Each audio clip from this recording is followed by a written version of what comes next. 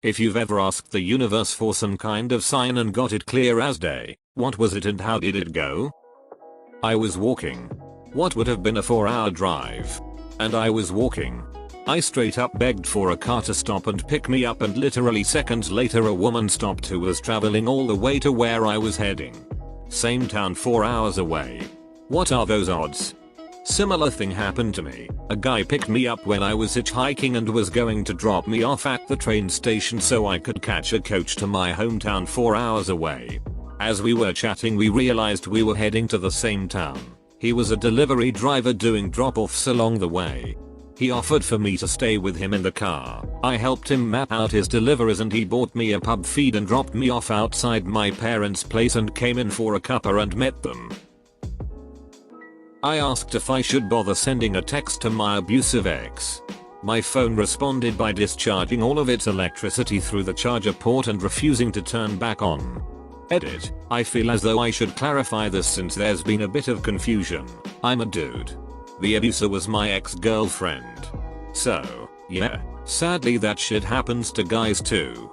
But I was lucky to have supportive friends and family that helped me to get the hell away from her, and now I know what signs to look for and what lines don't get crossed.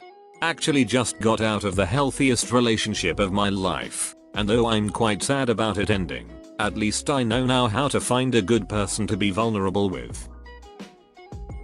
I'm not superstitious at all, but my uncle is. When my nan passed he went to see a fortune teller who told him that anytime our family sees white feathers around, that's nan's way of showing us that she's there.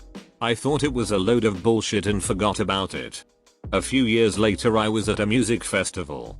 Everything was coated in dirt and dust being churned up by thousands of people's feet. Even the air was so thick with dust it was making it hard to see and breathe. I was on the edges of the mosh pit when I started to have my first panic attack. I'd never had one before, didn't know what was happening to me and I was terrified. I felt like I was being crushed and like I was the only person in the world at the same time. I remember desperately thinking I don't want to be alone. I don't want to be here alone. I crouched down in the middle of the dirty dusty crown and when I opened my eyes there was a single white feather on the ground right between my feet. It was perfectly white, no dirt, not stepped on or anything in a mosh pit. I stared at the feather until I could get my breathing under control and get out of there, and I still have that feather. Edit. Thank you for the award, kind stranger. For anyone asking, the festival was southbound in Western Australia. Sadly it's no longer running. I was in the depths of despair. I had lost my great job, had to travel 2 hours every day with heavy tools each way to a temporary job I was doing.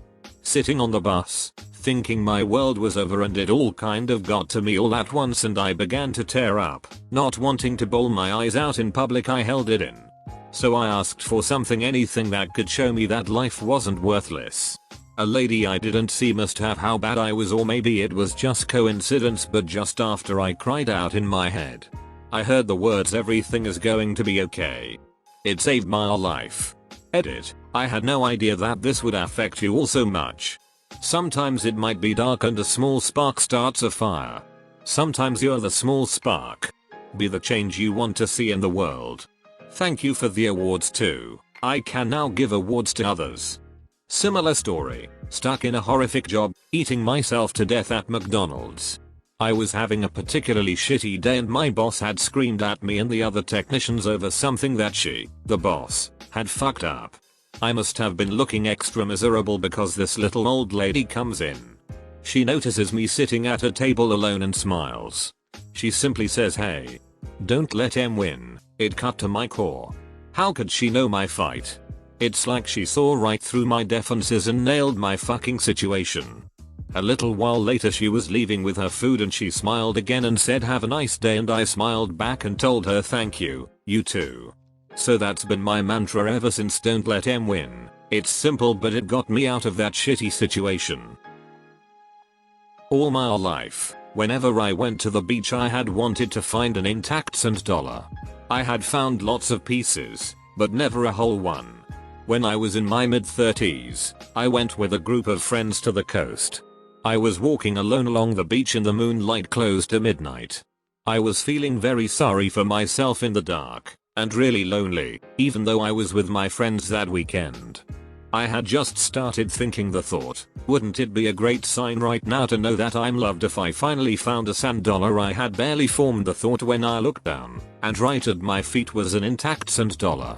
Universe told your insecurities, I'm gonna pay you $1 to fuck off. This wasn't really asking for a sign, but I was going through a lot and in a really shitty and dark place, like the kind of place I honestly wasn't sure I'd survive. I was teetering on the edge of despair and genuinely going down the path towards doing something insanely drastic. I basically just asked the universe for help one day while in the middle of another crying episode, and I had this strange, sunny feeling kind of leak into the darkness I was harboring inside of me. The next day, by chance, I met my group of friends on a video game I played regularly at the time. They lived in an entirely different city and had entirely different lives from me, but we all just clicked. It took a month or two for me to settle into that friendship and understand that they were gonna stick around, and they've been my best friends for 3 years now. Some of my best memories are from that first summer that I knew them. I genuinely don't think I would have survived that time in my life had I not met them. I was feeling incredibly alone and I was trying to come to terms with a lot of things all at once. I'm infinitely grateful for them, and I can't help but think that the universe was listening that day when, as a last-ditch effort, I asked it for help. I was 18 years old, recently graduated from high school and basically being forced to attend cosmetology school by my stepmom, while also working a full-time job. I was exhausted all the time. My stepmom and I were very religious for a long time, but I was starting to question my faith and stopped making church a priority. This caused a lot of drama, and I think resentment, from her and my father, who worked out of the country. While attending cosmetology school I had made friends and was so starved for any sort of friendship and I guess even affection I would tell them the things I hated about my home life. They helped me start to see how toxic my parents and situation was. I knew I had to move out. I tried to do so amicably but to no avail. In fact, my attempts to leave peacefully backfired and caused more problems. At the time, being religious, I prayed for a way out. But my prayers rarely were answered, so I grew hopeless. A few weeks later, after a rough few days between me and my stepmom, things came to a head one night and she called my father. They had threatened for years to kick me out. I was a seriously well-behaved kid, so I was always the one to apologize for whatever they thought I did that was so horrible. This particular night when the threat entered the air, I saw it as a sign and a fleeting opportunity. I packed my things and was gone the next day. It's been 4 years and I am now living in a different state with my husband and daughter, and our second child is due to be born in about a month. My son passed away and I sat at the kitchen table in shock. I couldn't really believe he was gone. I asked him to send me a sign so I'd know he was still with us, in spirit if not in body. A few minutes later all the lights in the house went out. I didn't believe it was him, so I even checked the fuse box. I almost called an electrician, but for some reason I couldn't bring myself to do it. It was just the lights. The power points still worked so I could cook and the fridge was on. It was just the lights. The power points still worked so I could cook and the fridge was on. It stayed that way for 2 days until I eventually said okay, I know it's you, and they came back on. I was so overwhelmed with grief at the time. This seemed like nothing, but now I see how crazy it was.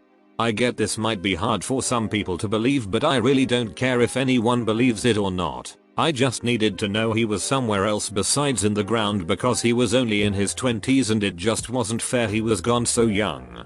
You should never outlive your children. Congratulations, you have made it to the end. You are the best.